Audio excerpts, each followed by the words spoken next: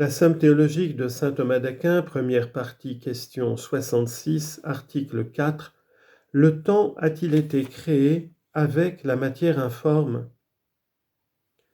Saint Augustin dit dans son traité sur la Genèse, la créature spirituelle et la créature corporelle ont été faites au commencement du temps. Résumé de l'argumentation. Dès la première origine du monde, le monde fut créé avec la matière informe. Corps de l'article. Le sentiment commun est que 4 choses furent primitivement créées. La nature angélique, le ciel empyré, la matière informe et le temps. Il faut néanmoins remarquer que cette affirmation ne procède pas de l'opinion de saint Augustin. Suivant ce père, 2 choses ont été d'abord créées, la nature angélique et la matière corporelle. Il ne fait aucune mention du ciel empyré. Or, la nature angélique et la matière informe précèdent la formation du monde, non par le temps, mais par la nature. Et de même que ces 2 choses précèdent naturellement la formation du monde, de même, elles doivent précéder le mouvement et le temps. Donc, le temps ne saurait être rangé avec elles.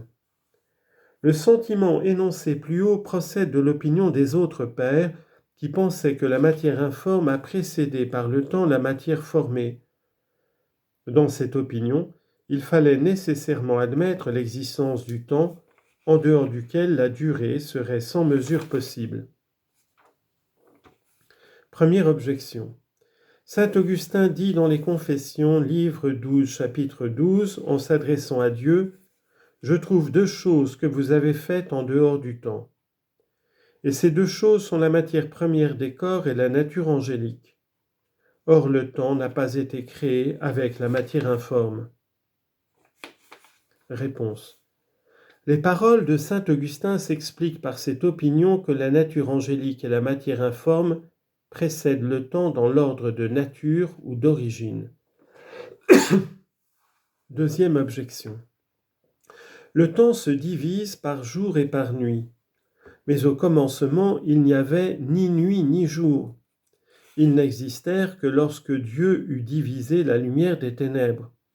Donc le temps n'était pas dès le commencement. Réponse. De même que dans l'opinion des autres pères, la matière fut d'abord informe et ensuite formée, de même le temps fut d'abord en quelque sorte informe, puis formé et mesuré par le jour et la nuit.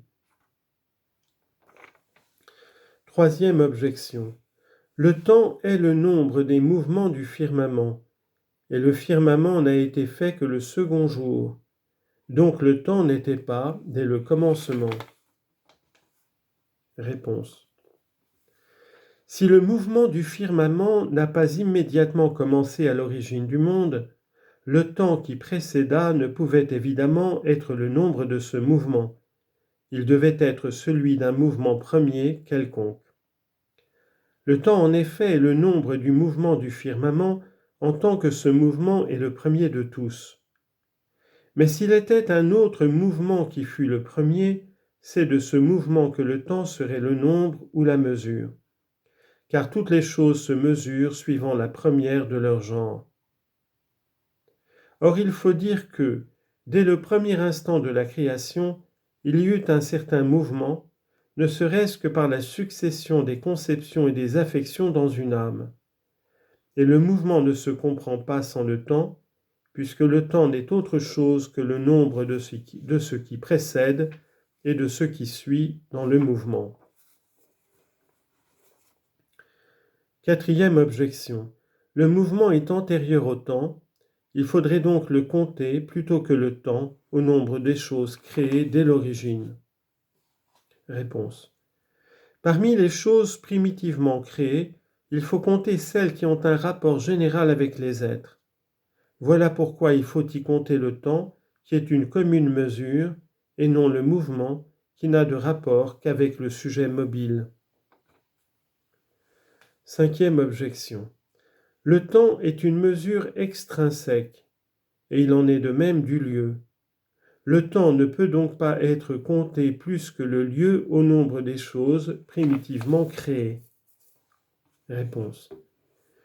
Nous concevons le lieu dans le ciel empyré, lequel contient toute chose, et comme le lieu a rapport à ce qui persiste, il a été créé tout entier à la fois.